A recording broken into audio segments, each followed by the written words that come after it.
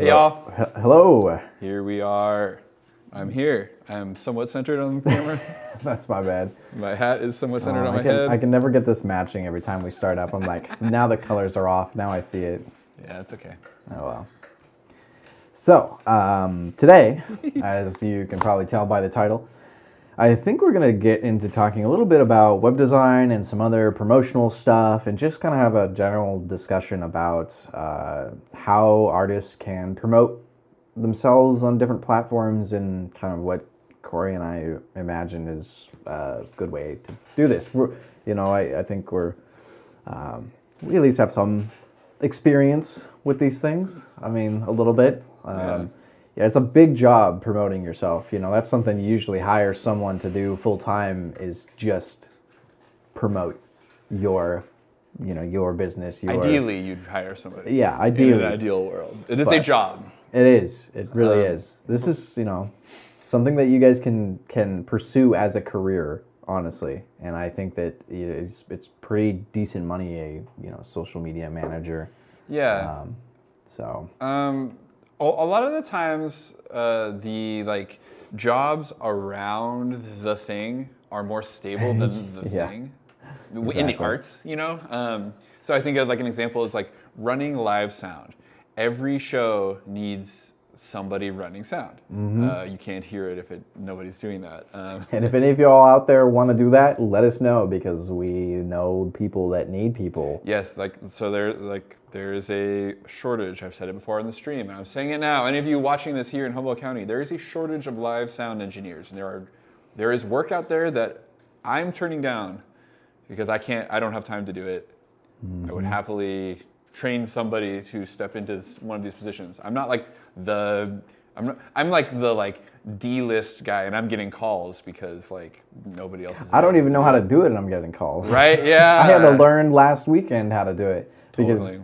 Nobody else could make it. Yeah. So right. But so there's a constant demand for that stuff. But also the sort of general thing seems to be that the folks who are doing the technical work get paid before the people who do the creative work, which is I'm not crazy about this arrangement, but it allows for the space of people to be hobbyist musicians and still play show. That's great. Mm-hmm. You should be able to do that, but that doesn't mean that the professional sound engineer needs to take a professional night off to just do hobby mixing or whatever. So my point being, it makes sense that there's these people who are there working, just showing up and doing their job, are getting paid, and then those of us who are, ideally everyone gets paid, but the person who mops the floor after the show should definitely get paid before the person who got to have the fun time and get all the attention. Maybe you know what I mean? This is the sort of way that these things tend to work. And so there can often be stable employment in a supportive role rather than the creative, performing kind of role, if that makes sense. So as a performing musician, I've definitely hired people to do things like all sorts of tasks, right? Live sound is one, is frequent, but photographers, graphic designers, web designers, PR agents. All sorts of things, and there's I never had a social media manager, but definitely had a website administrator, that sort of stuff. So there's all these that's just us as a band, tour bus driver, booking agent, the list goes on and on and on. Mastering engineers, recording engineers, mix engineers. Instrument builders, microphone manufacturers. There's all sorts of, all these people are making money while I'm out there trying to make money and paying them in order to do my job, right? So it's there's a lot of us find our way to these kind of supportive roles because they're more stable and to support ourselves in doing our more creative tasks. Blah, blah, blah. But it's important as a independent artist or a upcoming artist or however you view yourself, or as an artist who's going to hire somebody, it's important to have at least some understanding or awareness of what the tasks are that you're hiring somebody to do, or what the outcomes you're looking for are, so that you can communicate your desires and needs to people. And a lot of folks who are just starting out don't always know this stuff, and a lot of folks who are continuing don't know these things either. It's like it's a journey. Yeah, so I've been talking to Jay about this stuff because I need to get my website act together. My website act has been terrible, but that's like one of the avenues of like, I just see that Jay's pulling up like some website backend stuff. So we're just like, we're thinking on this stream that we want to talk about a few things about just like how to like put your work out there in the world. And so, and we're gonna basically show you how to do the jobs that we might, like a larger, more established artist might hire somebody to do, but us DIY folks do ourselves. So things I want to talk about, like some website stuff. So I'm curious if Jay knows some stuff about that. And then I've had some students asking me about music distribution, and someone who was just asking about music for video, like so distributing videos and like the licensing rights around that. So I thought we'd just chat about that stuff. Cool. Yeah. Should we start with the website avenue? Yeah. So websites feel very 20 years ago to Yeah, me. they do. They definitely like went out of style, and I think have come back, and maybe went out of style and came back again. Yeah. There seems to be like this sort of like varying notion of like how important they are. But here's my argument in favor of websites.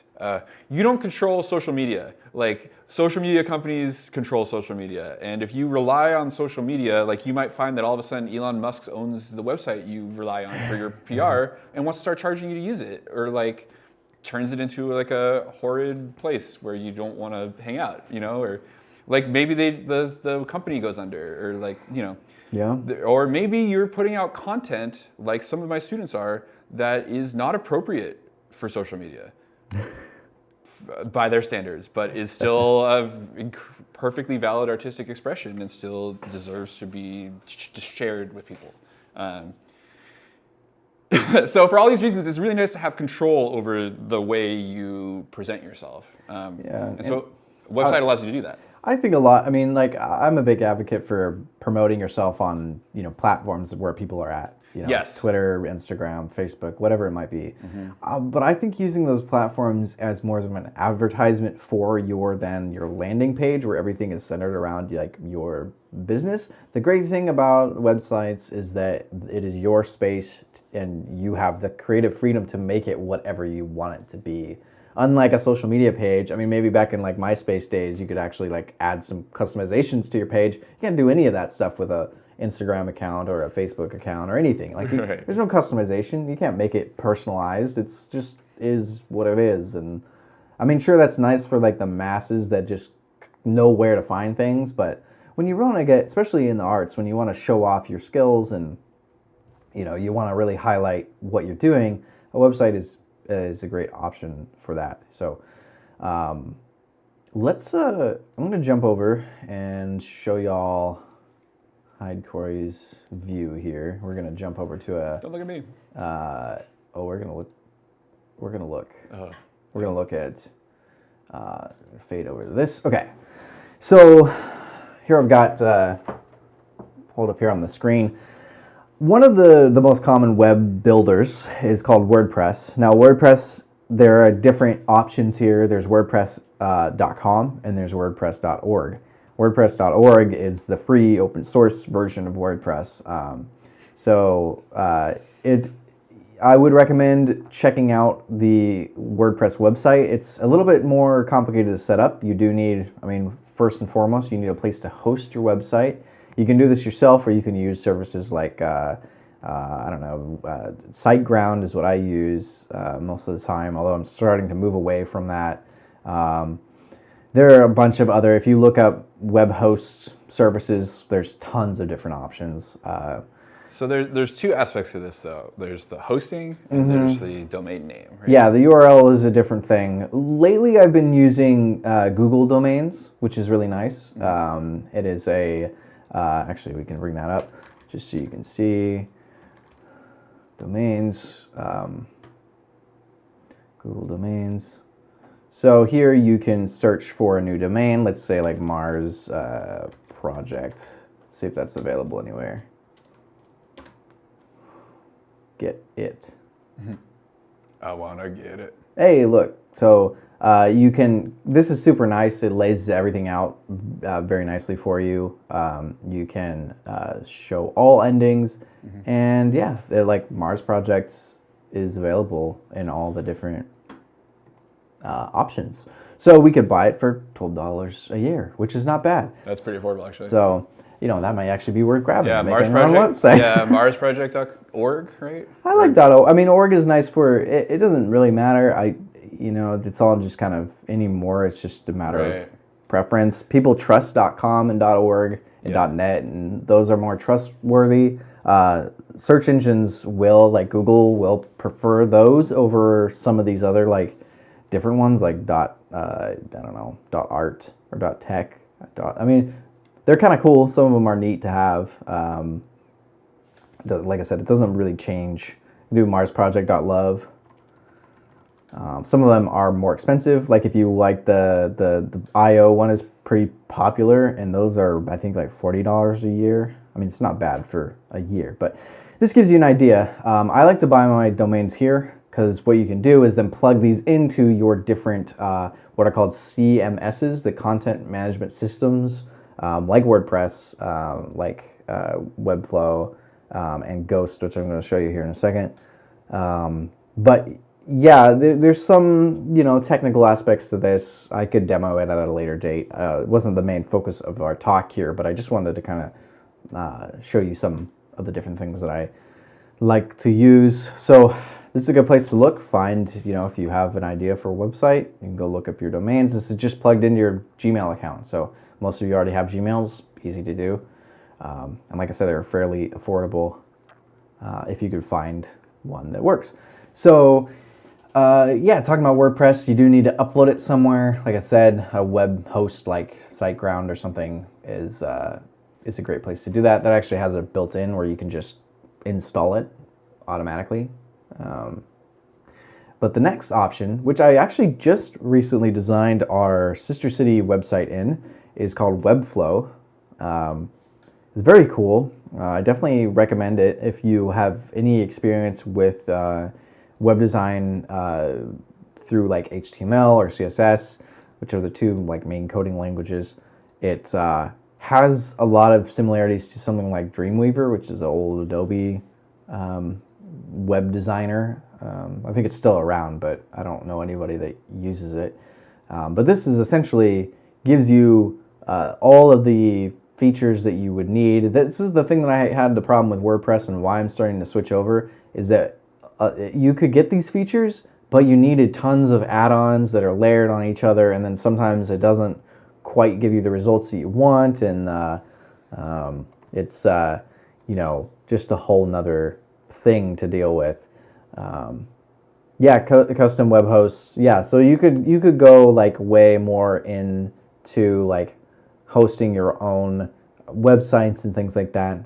But for those of you like myself, you know, I'm not a coder. I know a little bit of HTML and CSS, just enough to get me by, but it's a very visual coding language, so it makes it a lot easier. So if you're like me and you're more into the design aspect than the coding aspect of things like WordPress and Webflow are your best friends. So here's an example of this is the UI here, kind of give you an idea. And EurekaKamisu.org is our sister city website, and I just recently redesigned it in Webflow. I haven't actually looked at it yet. So this is your like just post WordPress transition? Yep. Cool. Yeah, I mean, this was like a night's worth of work because it looks awesome. Translates right through, and so I got some little videos of Eureka and Kamisu here, and set it up with you can sign up through our newsletter and stuff, and some contact info. I'm working on a few of the pages still, like this one. You know, these are all pretty basic. You know, this is basic web design stuff, like these floating, they're like windows. It's a fixed image in the background. It kind of gives it a 3D feel. We have like all our ongoing projects here, and it's just, you know, nice and simple, nothing too fancy. I didn't need anything fancy for this. It's very effective. But you know, in a contact page, and you know, that's about it. It's just mostly a place that one main thing that I was always having problems with WordPress was forms, like filling out forms to like register for events or something. All of these connect to a Google form, which is fine. It's just a whole nother thing that people have to click on and go to, and then I don't really like how Google Forms handles the submissions that it gets. Yeah, I've had nothing but negative experiences with it, honestly. Yeah, it's not. So there is that's built into Webflow. This is all just default Webflow. I didn't install any add-ons to it. It's nice and lightweight. Definitely recommend trying it out if you are curious about getting into web design stuff. And they do have a free starting. You can build your whole site before you even post it. So you can, let's see. So of course a lot of these are paid. So if you're gonna be designing a website, you know, there's not a lot of ways to do it for free, unless you're hosting it yourself, which, you know, depending on the scale, you might. But you know, something like this, you can get on there, you can learn how to design it, you just get a default domain. So of course you have to upgrade to the next thing to get your custom domain. But if you're just learning and you want to try something out, a lot of these products are free to try out. So the last one that I wanted to kind of show that I haven't really used too much, but I'm curious about, is called Ghost. And Ghost is actually built kind of like a Patreon. Those of you that are familiar with Patreons, it's like a paid subscription, like tier subscription. So this is built for like, I think it would be really cool for a